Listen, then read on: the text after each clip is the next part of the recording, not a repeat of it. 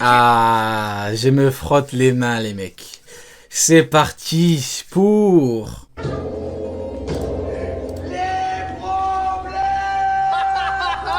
Les problèmes, les mecs. On y est. Pour ça, il va sûrement peut-être affronter quelqu'un qui va l'aider, entre guillemets. Ce serait Sanji Vinsmoke. C'est incroyable. Ça, c'est fou parce que depuis le... Voilà, dites les termes. Sanji contre Kizaru.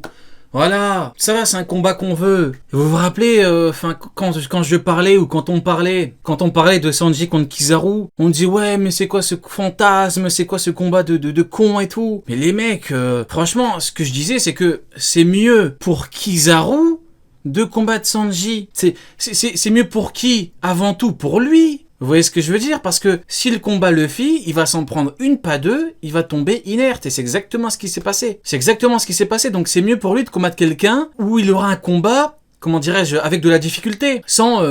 Avec beaucoup de difficulté, sans se faire humilier. Vous voyez? Le problème, c'est que ce débile, il a voulu... il est parti affronter Luffy. Bon, c'est surtout Luffy qui est venu lui faire payer ce qu'il avait fait il y a 2 ans. Il s'est fait humilier. Quand tu mets tout pour taper un mec, tu lui fais aucun dégât, que le mec te dit en toute insolence que c'est une barrière qui fait les dégâts et pas toi, et qui t'en met une et qui te couche, bon, c'est humiliant. Donc c'est mieux pour toi de combattre Sanji. Et là, on y est peut-être. Et là, on aura peut-être enfin un bon combat pour Sanji. Il a eu un bon combat contre Queen, donc surtout un bon combat pour Kizaru. Le opening 17, tard les souvenirs, où on avait Sanji, Zoro et Luffy contre les 3 amiraux. Voilà. Si tu mets maintenant Zoro contre Fujitora, qui peut m'affirmer que Fujitora bat Zoro à 100%? C'est de la folie de dire ça. C'est de la folie. Zoro, il a pas battu King, qui a suivi Kaido pendant longtemps. King, le Lunaria, combattant de zinzin. Zoro, il a dû sortir un power-up des enfers pour le battre. Pour que l'infâme Fujitora, qui s'est retiré la vue comme un Golemon, le batte facilement, ou qu'il le batte à 100%. C'est fou de dire ça. Zoro, Fujitora, beau combat. Sanji, Kizaru, beau combat. Là, on aura un bon truc.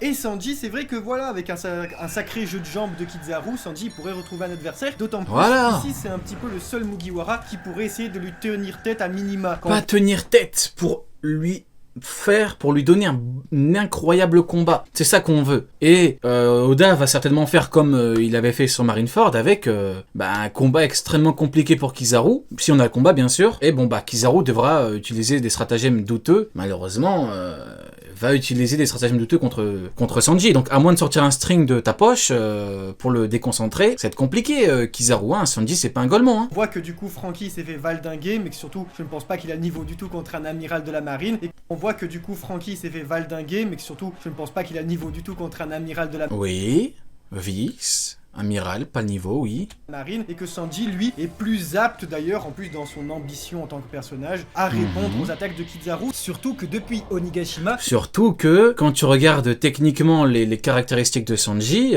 il a tout pour pouvoir le battre. Il a tout pour pouvoir le battre, parce que la résistance il l'a, la rapidité il l'a, vitesse...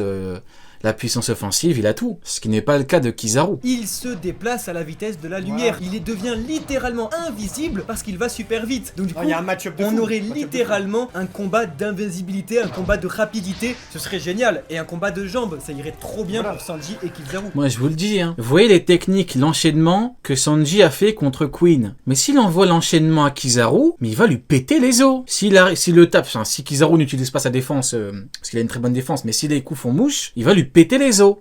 C'est jambifrite, les gens pensent que c'est de la merde, c'est pas du tout de la merde, Si tu t'arrives à battre Queen, le brachiosaure extrêmement résistant, c'est pas Kizaru le Golemon qui va pouvoir bien encaisser, Non pas que Sanji gagne ou Kizaru perd, on sait pas, on s'en fout, mais juste que non, on s'en fout pas, non. Non, on s'en fout pas. Non, pour le coup, non. ça permettrait un moment habile pour l'auteur. Oui, un moment habile, mais on veut quand même un combat. Non, pas juste... on s'en fout pas. Parce que ça veut quand même dire beaucoup de choses.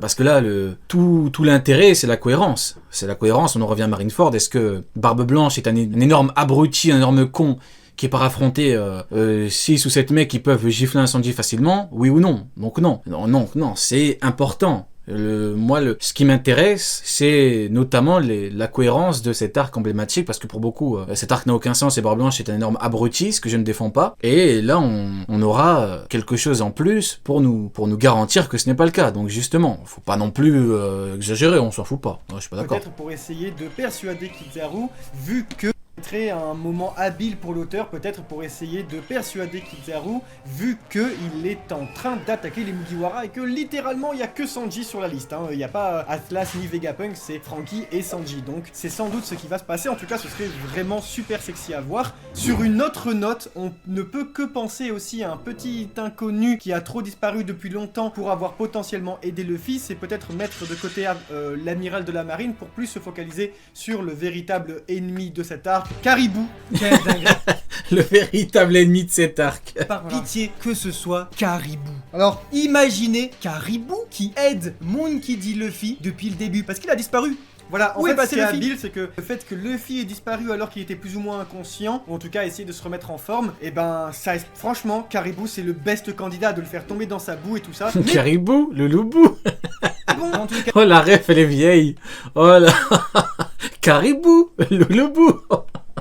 Ah, ça m'a remis plus d'un an en arrière là. Caribou, c'est pas le mec le plus sympa pour aider, donc et il a pas forcément de dette. Mais non, mais alors il aurait pas le choix. Imaginez le Ouais, mec, ouais. vraiment, depuis qu'il a rencontré les Mugiwara, il se tape la découverte de toutes les armes antiques. Ah, il en peut plus le mec. Il se tape Il la en peut plus. découverte de Singe Garcia Saturne, le démon de Pangea Céleste là. Il doit dire les bails. Et surtout qu'on n'oublie pas que Caribou est l'informateur d'une certaine personne, d'un client. Et que toutes ces informations pourraient intéresser une certaine C'est personne Baggy. dont on n'a toujours pas l'identité. Ah, et qui dit baggy, les mecs, dit les problèmes.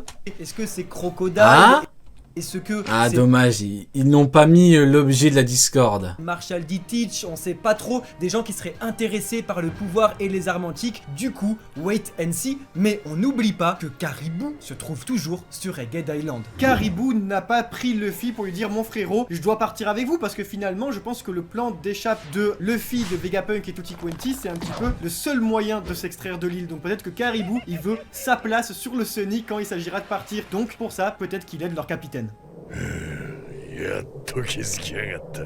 Mais alors c'est la question, comment partir? Comment s'évader alors qu'un Buster Call va avoir lieu et que toute la marine encercle l'île? En parlant d'encerclement de l'île, on peut en déduire quelque chose, c'est que si une centaine de navires encerclent tout Egghead Island comme le précisait Vegapunk au chapitre 1090, cela signifie que oui, le navire de la flotte des titans de Marshall D. Teach présent au chapitre 1000... Ah, il m'a régalé Oda avec la ruche. Hein. Ah, la ruche, le mini arc là, magnifique. Ça faisait très très longtemps qu'on n'avait pas eu un tel enchaînement de chapitres qui me... hors du coup Mugiwara. Parce que Oda, malheureusement, il fait pas énormément de chapitres hors Mugiwara, des chapitres aussi intenses. Et il m'a tellement fait kiffer que la ruche, c'était incroyable. Pasco Shot, Shiryu, Pizarro, magnifique. 19 est forcément déjà reparti. Rappelez-vous, on voyait le pavillon arriver sur les côtes de Egghead Island et aujourd'hui, après la nuit, aucune nouvelle. Mais il peut pas se cacher ce bateau. Une centaine de navires encerclent l'île. Donc, le navire est déjà parti. Et ça nous réconforte dans l'idée qu'Eiichiro Oda va devoir expliquer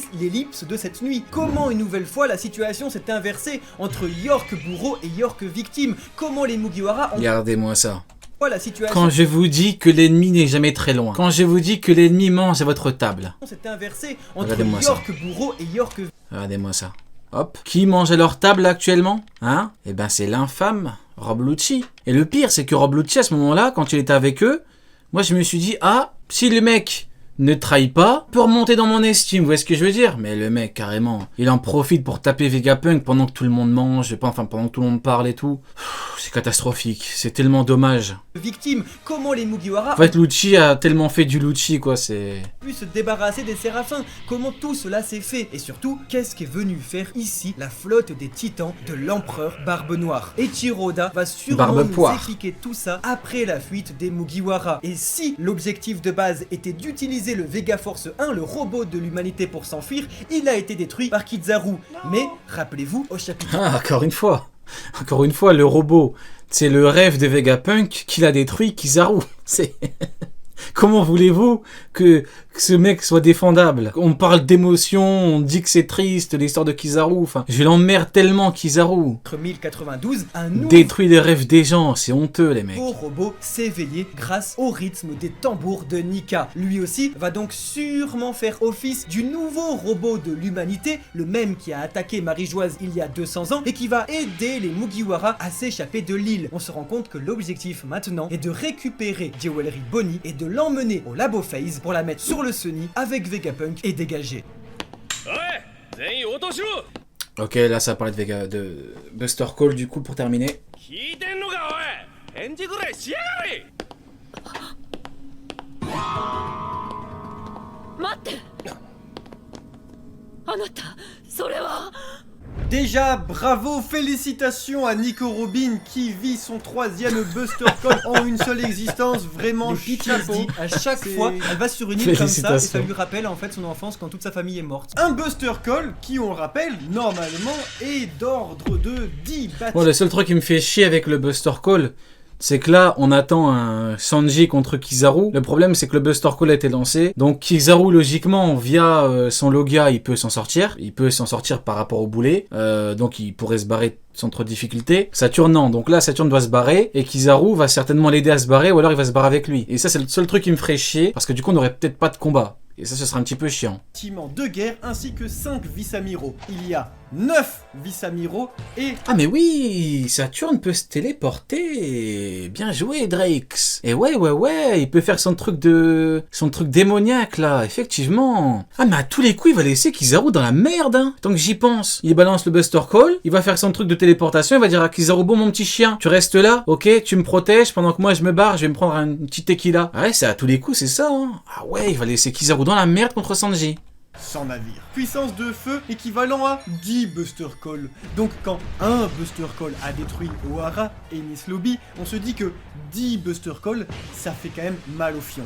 Saturne, il fait un peu le beau sur place et tout, mais en fait, c'est les navires de guerre hein, les plus redoutables dans toute cette histoire. C'est-à-dire, ils vont absolument tout dégommer, ça va être un feu d'artifice. De ce fait, on peut pas s'empêcher de réévoquer à nouveau une théorie potentielle de la flotte de Luffy pour réaliser le fameux incident tant teasé au chapitre 800. Regardez ici la bulle de texte du narrateur, ici celle du narrateur du chapitre 1060. Après, c'est vrai que c'est la honte, hein. Très honnêtement, envoyer un Buster Call alors qu'à côté de toi t'as Kizaru, c'est un petit peu la honte, quoi. Pourquoi est-ce que t'envoies un Buster Call? Il y a Kizaru qui est debout, il y a Kizaru qui peut encore combattre, il y a Kizaru qui peut fumer Sanji très facilement.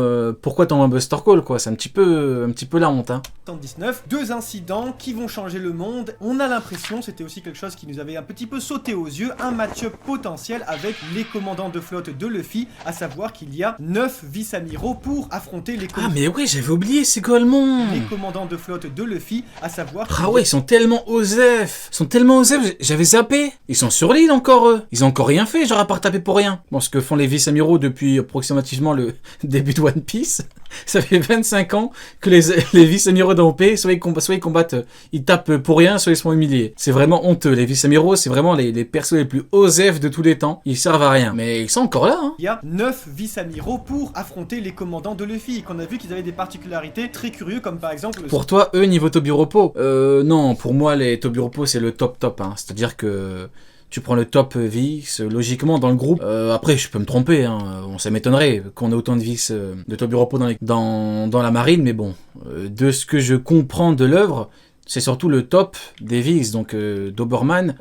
Les autres, bon, ils sont pas tous censés pouvoir gérer un Huzu, gérer un Sasaki, par exemple, un contre 1 et surtout gagner, quoi. Maintenant, si ça arrive, ce serait bien, ils auraient plein de Tobiropo dans la marine, ce serait bien, quoi, ce serait pas mal, mais bon, moi j'y crois pas trop, hein. Elle, voilà, tu la mets devant Uzu, à mon avis, il va lui arracher son collier en 30 secondes, hein, concrètement, il va lui prendre sa clope, il va la fumer, il va arracher son collier, hein, concrètement, il va même lui voler ses boucles d'oreilles, hein, donc... Ce vice-amiral là qui a un coup en giga graisse là, et quand on sait que Sai, son attaque secrète, c'est de pouvoir écraser les gens et de les faire fondre dans leur cou, on se dit que lui il serait immunisé. Finalement, la flotte, avec la potentielle mort de Saturne, pourrait créer la plus grande stampede, la plus grande débâcle du monde de One Piece, qui lancerait la guerre finale et qui donc changerait le monde à tout jamais. Alors que Egghead Island touche à sa fin, nous pouvons donc remarquer le schéma narratif propre Palmarès, j'ai acheté un paquet de clopes à 13 €.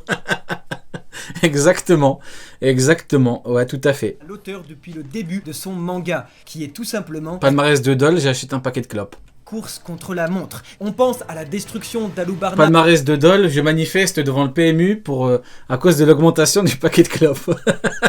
par la bombe de Crocodile, à la destruction de Skypia par l'attaque d'Ener, à la destruction d'Enies Lobby avec le Buster Call, à la destruction de l'île des hommes poissons avec le Noah, à la destruction de Dressrosa avec la Birdcage, à la destruction La Birdcage, bien évidemment, que Fujitora n'a pas pu arrêter. d'Onigashima Encore un très grand palmarès du niveau Yonko.